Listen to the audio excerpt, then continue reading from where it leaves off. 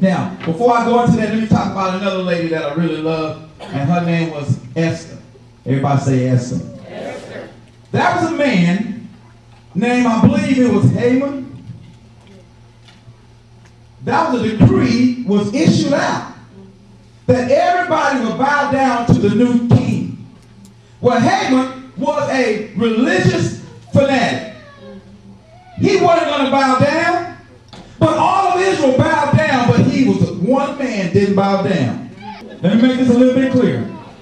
If you had a big congregation like this is the world, and everything you did, 99% of the people obeyed you and did what you say, except for that 1%. Would you be discouraged? You should. What is one man's disbelief? How can one person stop your movement? How can one person discourage you from obeying God? Haman decided to make a stand. And you know what this old ugly king did? He got mad over one man. He couldn't leave well enough alone. Let me tell you something, church. That's how the devil is. The devil will get you stuck on one man's property and make you lose your kingship. The devil will get you hung up on one person who will not obey you, or will not love you, or will not touch you. See, that's what the devil is. He'll get you stuck on one man. That person you can't get out of your spirit. How many of you ever had people in your spirit like that? You couldn't even go to sleep. They just dominated you.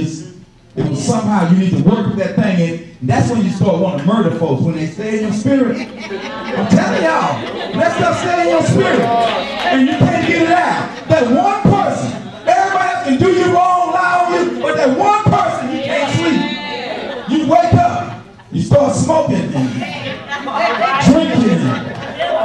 I mean, it's just, and before you know it, you go into the pawn shop and get the gun. You know, you start doing stuff. Before you know it, you're cleaning it out. And people wonder what's going on. Because something, that one person, you cannot get past. But that was a woman named Esther. She heard that this king, or this general, was going to kill all of Israel just because of one man. Thank you, Ronnie. Let me put it to you this way. Many times as God grows ministries, you're going to let one or two people stand in your way, and you're going to destroy a whole church because of your one or two issues. I want y'all to hear this well. One or two. But somebody offends you when it's not the way you need it, you will let one issue cause the whole ministry to be labeled, all because of one man's sin.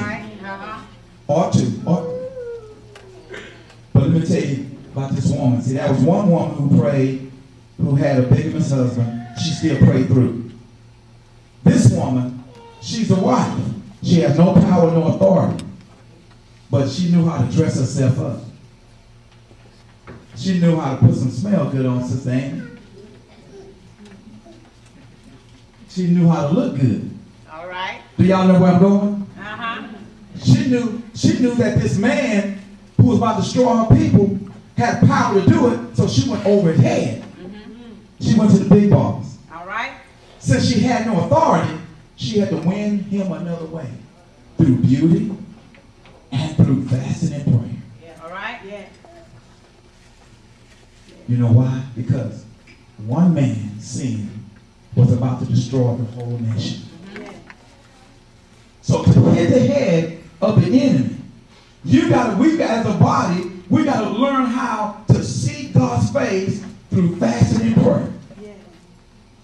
We got to realize that the label of ministry is going to be placed upon this ministry and many ministry, all because of one or two other broken people.